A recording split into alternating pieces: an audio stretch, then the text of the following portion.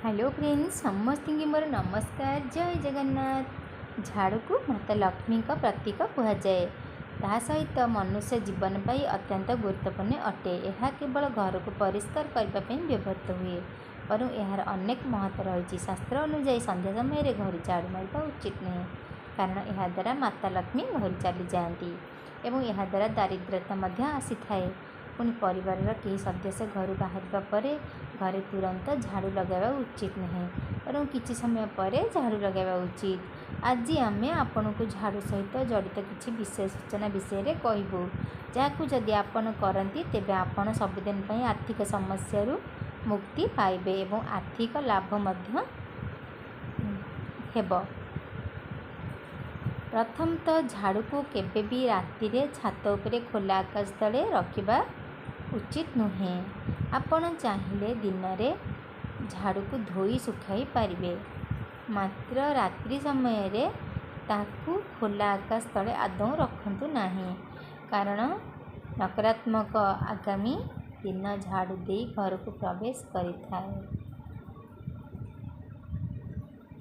झाड़ू रे केबे काहाकू पिटिबा उचित नुहे। पुणी से कौन पशु पक्षी किंबा मनुष्य हंतना कहीं निजर खराब समय को सबुदिन दूरेबा चाहूले भी भूल झाड़ू रे गोड़ बजातु नहीं। जदि कौन कारण बाजी जाऊँगी तेरे तुरंत माता लक्ष्मी को क्षमा मांगी नियंतु।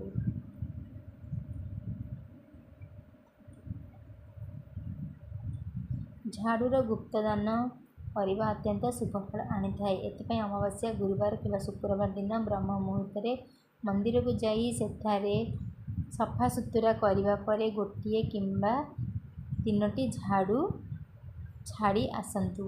मन रखु जेकोसी व्यक्ति विशेष को झाड़ू दान करने अशुभ होता है।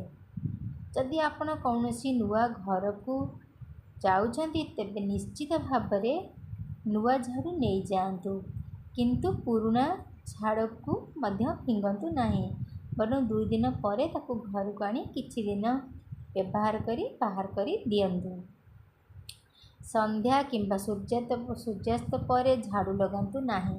सर्वदा गोटे स्थान रे झाड़ू रखंतु। जदि आपण स्वप्न रे झाड़ू देखुछंती तेबे यार अर्थ धन समस्या कारण आपण चिंतित हेबे। भांगी जाइथिबा किंबा छिंदी जाइथिबा झाड़ू को व्यवहार करंतु नहीं, नचेत यह द्वारा आर्थिक क्षति होता है। झाड़ू को अधिक दिन धरी व्यवहार करंतु नहीं। जेतेबेले आपण झाड़ू करबा परे अलिया को बाहर फिंगिछंती ताहाकू फिंगिबा परे झाड़ू को हल्का माटी रे 2-3 थर पिटी दियंतु। यहा परे आउ पछकू न बुली घर को पळे आसंतु। एपरी करबा द्वारा आपण सबु समस्या दूरे जीवो एवं माता लक्ष्मी आपणक उपरे संतुष्ट हेबे आ घर को भी आगमन करिवे। जेतेबेले आपण नुआ झाड़ू किणी आणुछंती सेतेबेले झाड़ूर मुठी रे एक मौली सूता किंबा धला सूता बांधी दियंतु, जहा द्वारा लक्ष्मी स्थिर रहिबे। जदि आपणक घरे बड़ आर्थिक समस्या रही तेबे पाखरे कौनसी मंदिर लक्ष्मी नारायण हेले ताहा अधिक उत्तम अटे। सेही मंदिर रु जाई 3टी झाड़ू एवं गोटे दीप दान करंतु।